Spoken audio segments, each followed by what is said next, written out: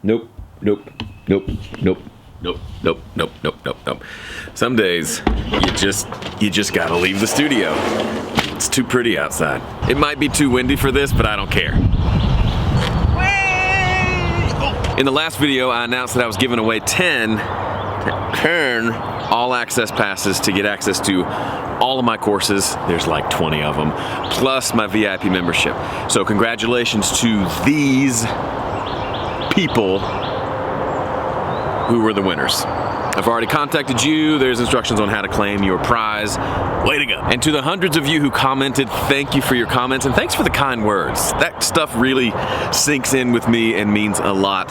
You didn't have to say the nice things, but you did, and I love you for it. There's this thing on my lens. Now, before we get back to our regularly scheduled programming, I want to take just another minute to talk about the lessons I've learned over the last 10 years of starting this YouTube channel, which very quickly turned into a business. I've come up with 10 lessons that I've learned. All of these are I'm still very much a work in progress, but a decade in, I've learned some things. I want to share those with you. Okay? Lesson number 1, the more you focus on them, the better. And in this scenario, them is you.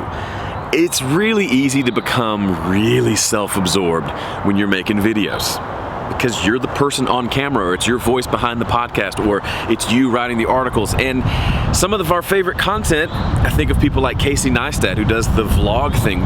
We like watching what he's doing in his day-to-day life stuff. That's not always the case. And if anything, that's the unicorn, that's the abnormality.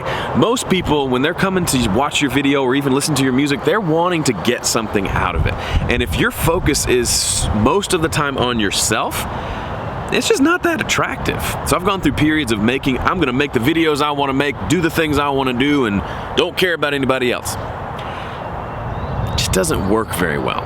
But when I'm in a mindset of how can I give value, how can I make this valuable for you, and put maybe my own interests and my own desires aside, or at least switch the priority, things tend to work out better. Lesson number 2, don't assume you know everything.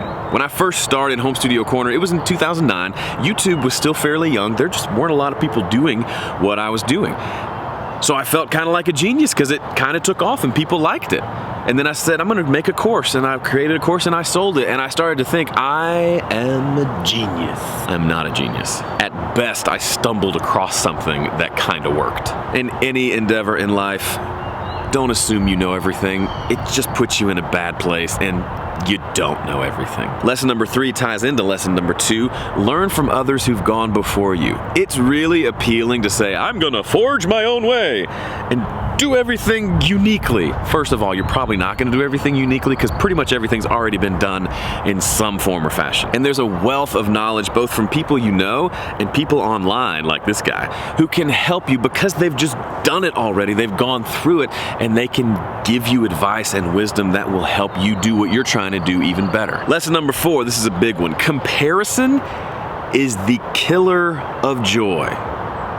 Yes, you want to notice what other people are doing. As creative musician types, we're always going to say, oh, listen to their record, it's so good, I hate them. You know, that they're making great music and oh, I wish my stuff was as good as them, or whatever. And you want to notice what other people are doing. You can't help that, but don't be ruled by it, and don't get your worth and your identity from how you stack up to somebody else. Because it's never a fair comparison. Either if they are way better than you or if you're way better than them, either comparison just robs you of the joy of doing what you do. The only comparison I see that's worth doing is comparing myself to the previous version of myself. The music I make this year, is it better than the music I made 2 years ago? Yes or no? Chances are the answer is probably going to be yes. That's a good comparison. I am moving, I am progressing. It doesn't matter what he's doing over there. It doesn't matter what she's doing over there. I can really only progress in my own story. Their story is not mine. Lesson number 5, here's another big one. Failure is a given. Accept it. Now you're going to hear that, you're going to nod your head and say, yep, I get it. But until you really absorb that and truly accept it, you're going to see any potential failure as a huge threat, and you're going to avoid doing things that may end in failure. That's been the case for me. When I mentioned before, when I started Home Studio Corner, a lot of the things that I did just worked really well. And then at some point, those things stopped working as well. They didn't get the same results that they got before the last time I did it. And for a season there, I really spiraled because I thought my worth was wrapped up in this success and these things working, and when it stopped working, my worth went down the tubes with it.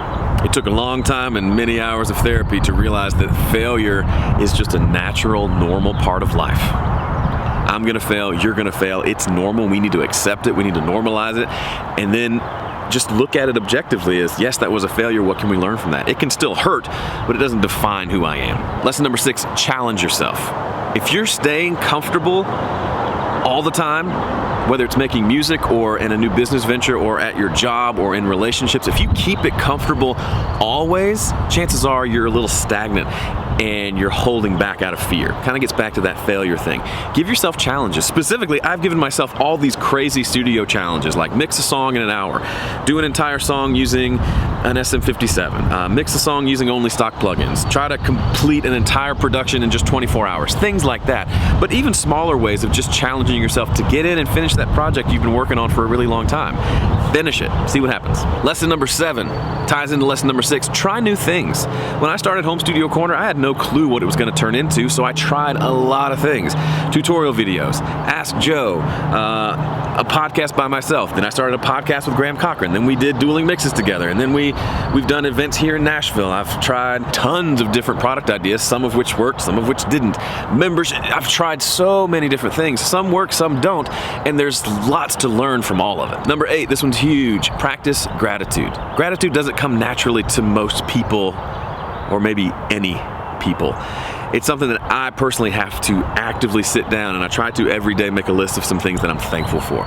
Because you can be in one place and you want to get over there, and then you get over there, and if the past version of you could see you where you are now, you would say, man, you got where you wanted to go.